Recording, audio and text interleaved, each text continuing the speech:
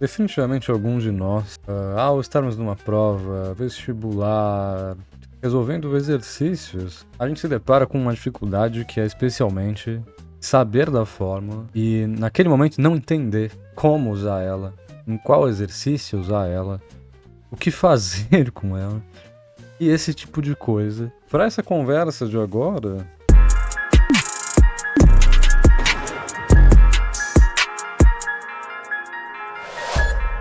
eu queria, na verdade, assim, de estudante para estudante, conversar sobre algumas coisas que eu pesquisei e vi sobre algumas coisas bastante simples e práticas para tentar melhorar nosso hábito e a nossa convivência com a área das exatas dos nossos estudos, que está presente quase em qualquer disciplina indiretamente, especialmente no âmbito universitário. Mas é também importante para quem está no ensino médio, importante para quem está se preparando para provas de entrada na universidade, para vestibulares e para esse tipo de coisa.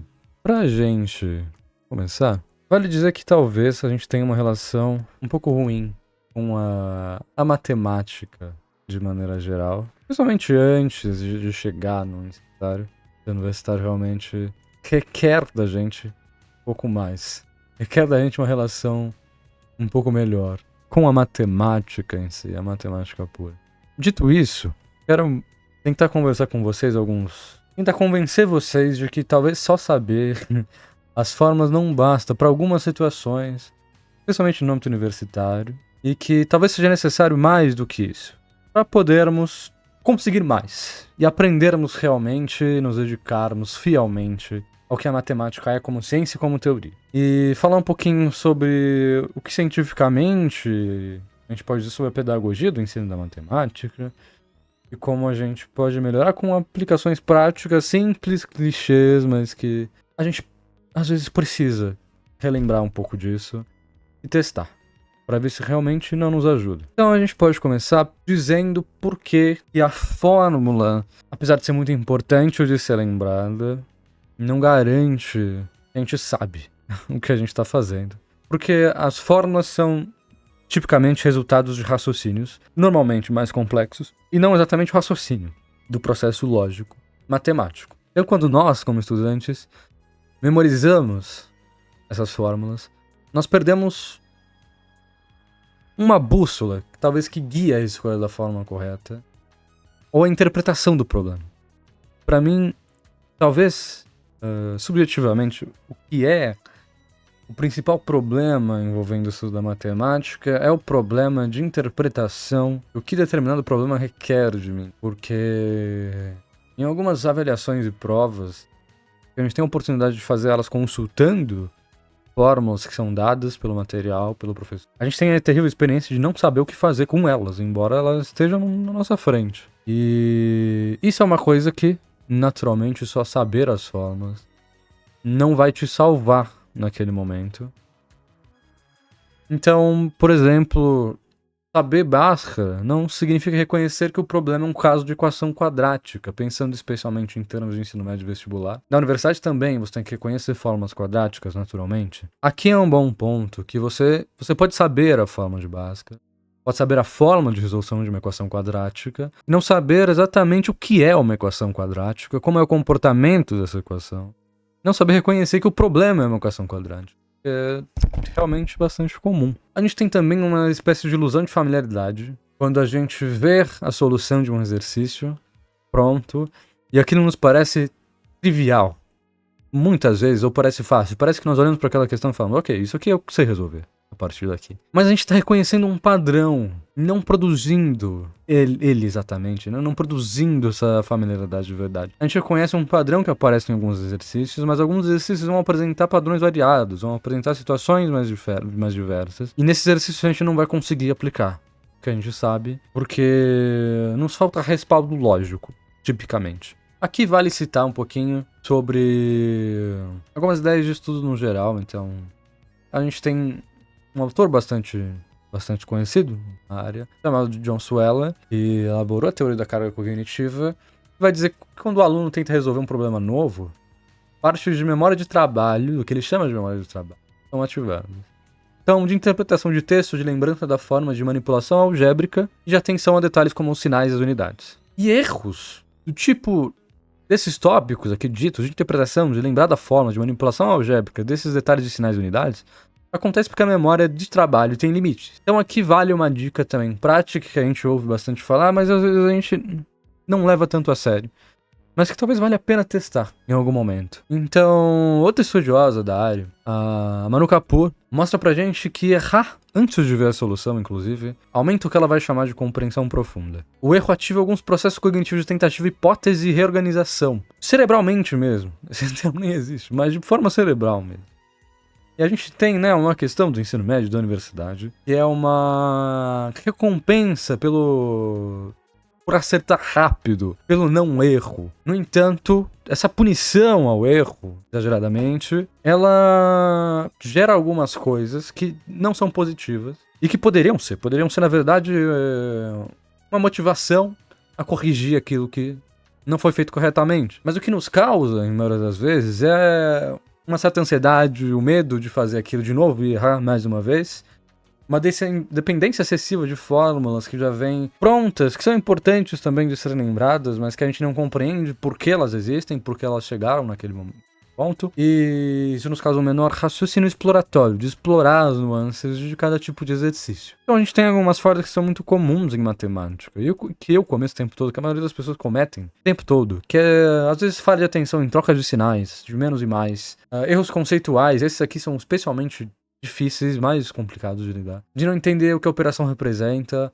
Erros de procedimento, você pula etapas, às vezes você decora o manejar da questão, sabe como fazer, decorando o processo, mas às vezes você esquece de como esse processo é feito, como você não entendeu exatamente por que ele acontece daquela forma, você só sabe que ele acontece daquela forma. Existe um erro de procedimento e existe um erro de modelagem, esse também muito chato de lidar, que é não saber traduzir o enunciado em linguagem matemática, porque às vezes o enunciado não te dá de bandeja a fórmula, assim, não te sugere a fórmula que você deve usar, nem tem, às vezes tem alguns números que parecem soltos, que a gente não sabe como juntar eles e tirar algo dali.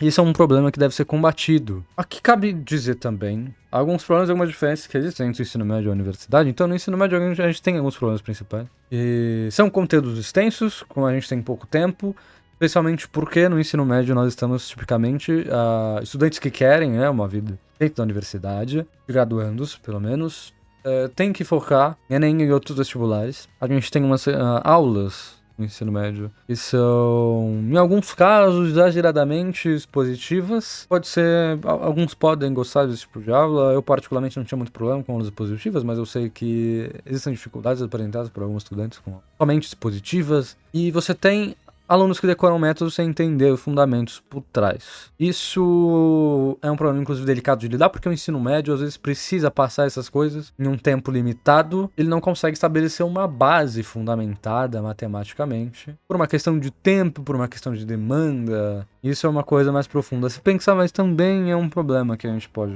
encarar. Na universidade, aqui acontece uma espécie de choque de realidade com estudantes. Comigo aconteceu, com os meus amigos aconteceu, com a maioria vai acontecer. Porque a matemática deixa de ser fórmula. A matemática tipicamente vira o que ela é. A matemática se torna linguagem. Ela necessita agora de fórmula, ela precisa de abstração, ela precisa de demonstração. E aqui está o problema. A gente não aprendeu matemática como linguagem, a gente aprendeu a matemática como ferramenta limitada a um método. E a matemática é um pouco mais do que isso. Então, a gente tem menos exercícios repetitivos e mais problemas abertos. A gente tem professores que vão partir do pressuposto de que o aluno sabe e domina o ensino básico, o ensino médio, e isso muitas vezes não acontece, e a carga cognitiva, a carga de estudos aumenta consideravelmente. Então muitos erros vêm desse salto de complexidade, mas a falta de uma base.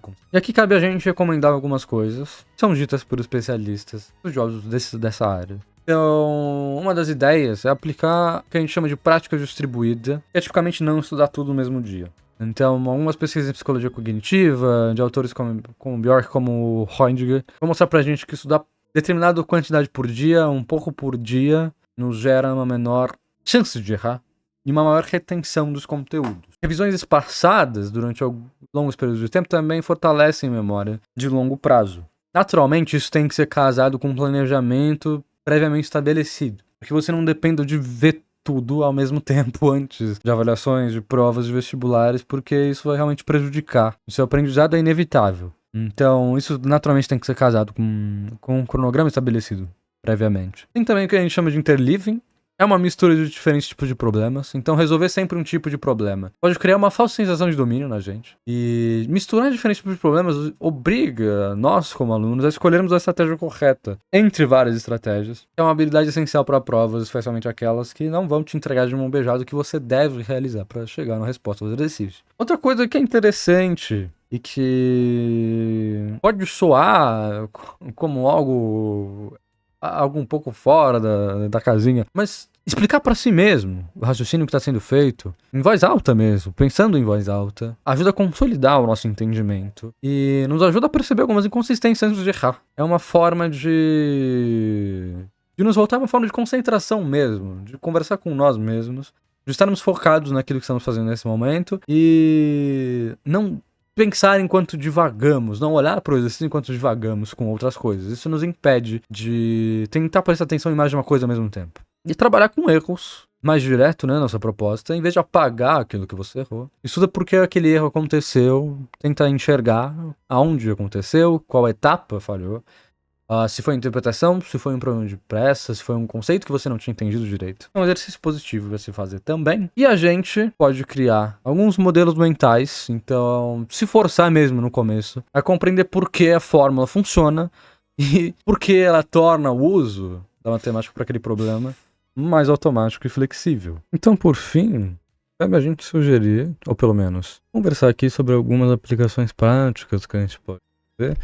Isso, segundo o que a gente viu, foi apresentado por alguns estudiosos do tema, autores citados. Primeiro, acho que a gente pode se propor decorar a fórmula antes de entender exatamente o que o problema nos pede. E é necessário conceitualmente e teoricamente para resolver um problema daquele tipo que está sendo proposto. Estudar explicando para nós mesmos, inclusive em voz alta, resolver exercícios variados, fazer algumas pausas para reduzir a carga cognitiva, revisar os erros de provas antes do rito, pararmos por ele, por essas questões resolvidas.